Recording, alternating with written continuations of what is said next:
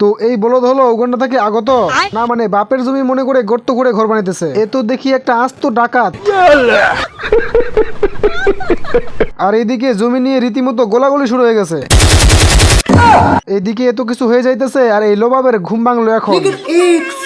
Guys দেখছেন সামনে গুলি চলতেছে আর এই বলদের কোনো রিয়াকশনই নাই। বাপ রে, এই বলদের আবার এত সাহস। তো এই দুই বলদ এখানে টাকা ভাগ করতেছিল, তখনই এই চালাক খরগোশ এসে এই দুই বলদের টাকার ভাগ নিতেছে। তখনই কালা চশমা পরে একদম পুরো ভাব নিতেছে। আমার ভুল হয়েছে, ক্ষমা করে দেন। এই বলদ পিঙ্গুইং এর ঘর ভেঙে যখনই বোম হাতে নেয়,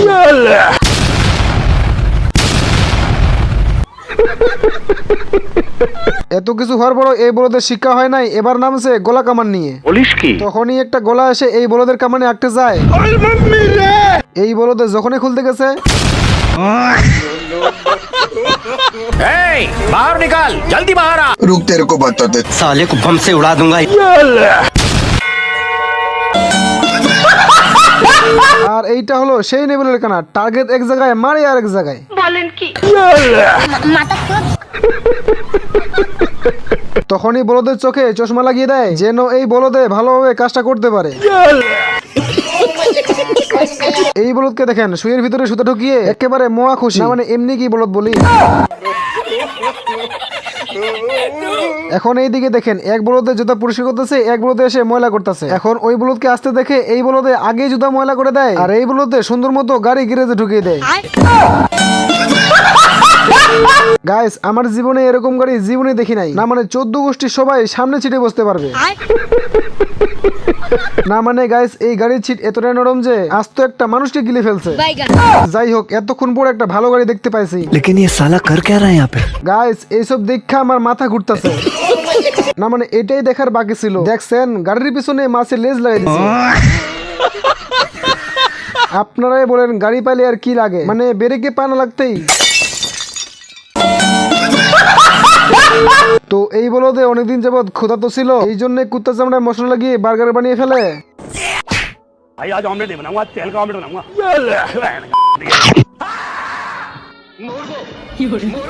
কুত্তা তখনই চামড়া চুলকাতে শুরু করে। তখনই এই বলদে কাপড় চোপড় গুছিয়ে সেখান থেকে দৌড় দেয়। উকুন তখনই কুত্তার চামড়া উঠিয়ে ধরে। তখনই কুত্তায় বলে আমার পিছনে চুলকাইতেছে, তুই চুলকাই দে। বাচ্চাটা তখনই পকেট থেকে উকুন মারা পাউডার বের করে এবং কুত্তার জায়গা মতো ঢেলে দেয়। কিন্তু এই সারার উকুন তো স্কেটিং করতেছিল। खराब हो जाएगा, मैं अम्मा बहन पे आ जाऊंगा, मैं इनकी अम्मा बहन पे आ जाऊंगा। তো এই বলদে এইখানে হাঁস শিকার করতেছিল। अरे बड़ा कमजोर लेग पीस है, इस मुर्गी को पोलियो हो गया था क्या? হাঁস তার বাচ্চাকে সাইডে রেখে ব্যান্ডেজ উঠিয়ে হাতে পেয়ে সুন্দর করে ব্যান্ডেজ লাগিয়ে পানিতে ছেড়ে দেয়। আন্দার পোলা, তুই কি আমারে ফুটপাতের মাস্তান ভাবছস? 2 কোটি টাকার কাম 2 লাখ টাকা দিয়া করবি? হাঁস এবারে শিকারীকে তাড়ানোর জন্য শিকারীর দিকে ধোঁয়া দিতে শুরু করে। শিকারীর নৌকা যখন ধোঁয়ায় ভরে যায় তখনই এই বলদ হাঁস একটা হাতুড়ি নিয়ে চলে আসে। বলদ হাঁস হাতুড়ি উঠিয়ে যখনই মারতে যাবে, আমার চ্যাটার বাল শিকারীকে মারতে হাঁস এবারে এয়ার বেলুন নিয়ে যায় এবং একটা বম উঠিয়ে আগুন ধরিয়ে ফেলানোর আগেই साले को बम से उड़ा दूंगा, एक बार हाथ में आ जाए तो। হাঁস এবারে ছোট যুদ্ধ জাহাজকে শিকারীর কাছে পাঠায় এবং শিকারী ওইটা তুলে যখনই দেখতে যাবে, এই জন্যই বলে ছোট মরিচের ঝাল বেশি। বলেন কি?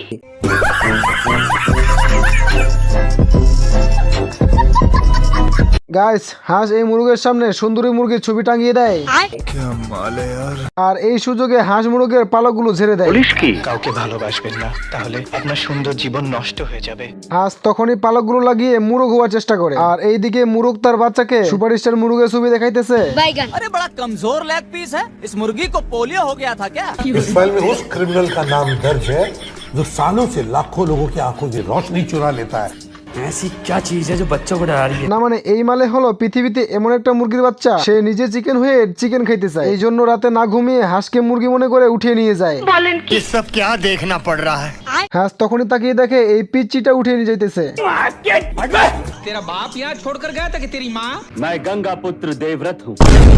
कुछ चाहे तो भाई आज ऑमलेट नहीं बनाऊंगा, आज तेल का ऑमलेट না बनाऊंगा। মানে গাইস দেখছেন এই বলদগুলোকে চিকেন হয়ে চিকেন খাইতে চায়। বউ না থাকলে ঠান্ডার দিনে ইবে কইরা রাজি কাটে দাদা, বউ নাই আমার ঘরেতে।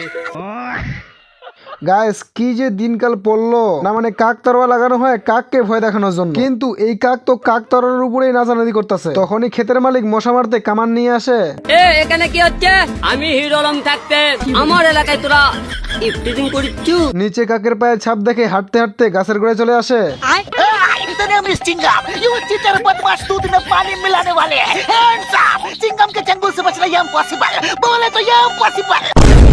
वो जाहिल साले जानवर कुत्ते। জীবন বাঁচাতে কাক গাছের ভিতরে ঢুকে পড়ে, আর এই বলদে ফুল স্পিডে গাছের গোড়া কাটতে শুরু করে। বলদ তাকিয়ে দেখে গাছটা তার বাড়ির দিকে পড়তেছে, এই জন্য এই মালে ঠেলে গাড়িটাকে সরিয়ে নেয়। গাইস এইটা হইতাছে BMW গাড়ি, যেইটা এখন পোপাই তৈরি করতেছে। তো পোপাইয়ের ওস্তাদের আসার সময় হয়ে যায়, যার জন্য সালাম দিয়ে বসে। আসসালামু আলাইকুম বড় ভাই। কিন্তু এইটা এখানে কি হলো, পোপাই এত যত্ন করে গাড়ি ঠিক করলো, তখনই পোপাইয়ের ওস্তাদ আরেকটা কোমোচে নিয়ে সেখান থেকে চলে গেল। বাজে লোক, মুখটাই কোন বেকা বাড়া, ভাল লাগে লোক। তারপরের দিন এই দুই কর্মচারী গাড়িতে পাম দিতে চলে আসে। এই বড় বলদ যখনই গাড়িতে পাম দিতে শুরু করে, পোপাই তখনই ঝগড়া করতে শুরু করে তুই দেয়। কি আমারে ফুটপাতের মাস্তান ভাবছস? মানে ঝগড়া করতে করতে গাড়ি চাকার পাম্প বেশি হয়ে গেছে। এবার যখনই পোপাই পেপটা খুলে নেয়, তখনই পাম্প বেরোতে শুরু করে। তো পাম্পের কারণে পোপাই সামনে এগোতে পারতেছিল না। তখনই বড় বলদে ভুলুকের মাথায় হাতুড়ি দিয়ে বাড়ি দিয়ে দেয়। আমার কাছে কোনো ব্যাপারই না। আমার হোক আমার আছে।